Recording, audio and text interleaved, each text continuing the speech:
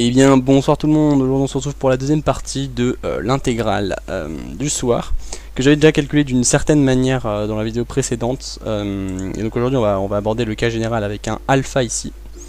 Donc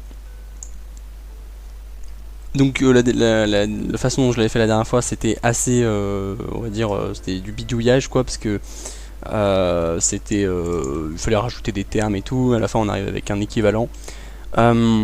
Là du coup ça va vraiment être plus théorique on va dire, parce que déjà on prend une généralisation et ensuite ça fait appel à des fonctions donc digamma, et du coup c'est on va dire que c'est un peu plus théorique, mais du coup c'est beaucoup plus rapide et plus puissant aussi. Donc la strat pour résoudre cette intégrale, c'est encore une fois de prendre la première étape, c'est toujours de faire disparaître ce ln au dénominateur. Donc on va intégrer, ok, donc là on a le x plus 1.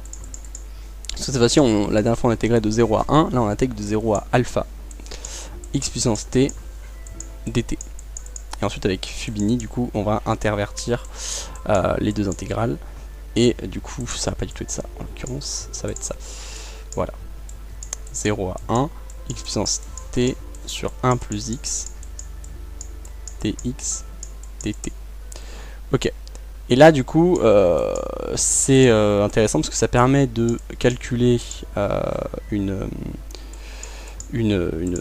type d'intégrales qui sont celles-ci, les intégrales de cette forme, x puissance t sur 1 plus x dx de 0 à 1.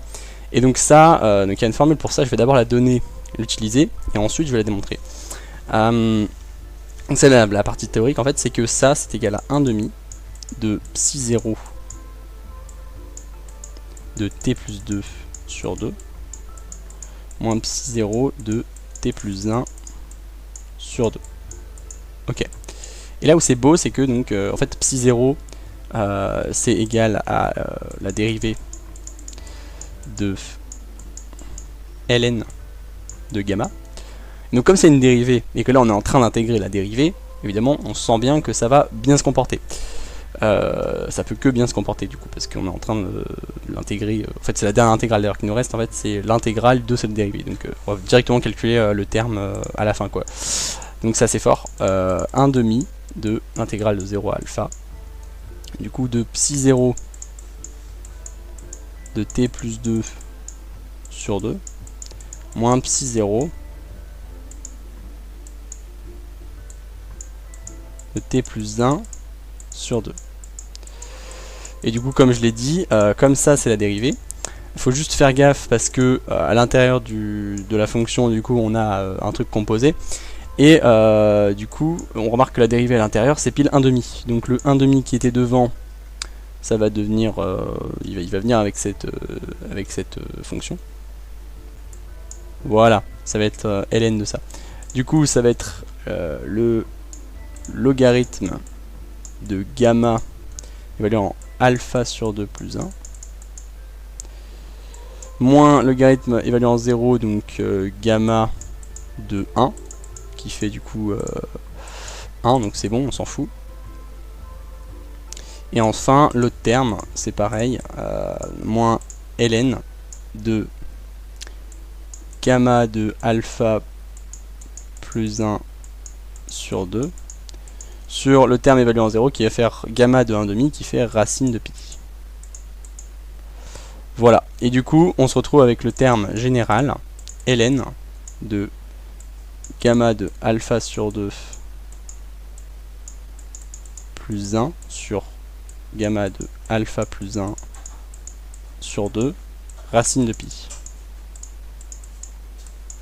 Voilà, voilà. Donc là, après il suffit juste d'évaluer alpha en 1 du coup, et on a direct le résultat qu'on avait l'autre jour. Ok, mais alors du coup d'où ça sort cette intégrale? Donc on va faire un petit aparté donc. D'où ça sort cette intégrale de 0 à 1 de x puissance t sur 1 plus x dx? Bah en fait, on va s'intéresser à ce truc là. On sent qu'il va falloir développer en série, hein, comme l'autre, la méthode de résolution un peu bidouillage. J'avais développé en série, mais cette fois-ci en connaissant un peu la fonction digamma, on va en fait on va se rendre compte que c'est on va retomber sur cette formule, hein, parce que c'est une formule vraie. sinon j'utiliserai pas évidemment. Et pour faire ça, en fait, on va s'intéresser à t-1. C'est un peu plus simple.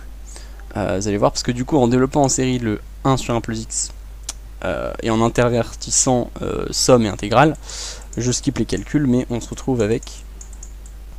Voilà, tout simplement parce que donc la division par t plus k, elle vient de l'intégrale de 0 à 1 de x puissance t fois x puissance k moins 1. Du coup, on se retrouve avec un truc comme ça.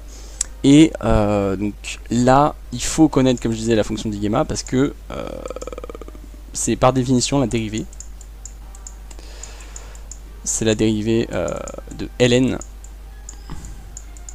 de gamma. Et du coup, ici on peut se demander, mais comment se démerder avec ça? En fait, on connaît un produit pour gamma. Okay. Donc c'est un produit un peu chiant que je vais pas écrire ici, mais en gros gamma peut s'écrire comme un produit. Et du coup, l'avantage c'est que ln de gamma va pouvoir s'écrire comme une somme. Et ensuite, évidemment, quand on va dériver, on va pouvoir ensuite intervertir dérivée et somme, et série du coup. Et on va se retrouver avec une série pour 10 gamma. Donc ça, je vais pas le présenter parce qu'en vrai, la théorie, c'est vraiment juste, ça se base juste sur le produit eulérien de gamma, et ensuite il faut juste composer par ln, dériver comme un Golemon. Enfin, il n'y a rien de très compliqué, c'est juste qu'une fois qu'on a le produit, bon bah évidemment c'est super fort. Voilà. Et donc, je vais juste donner le résultat pour psi0, donc psi0 de t.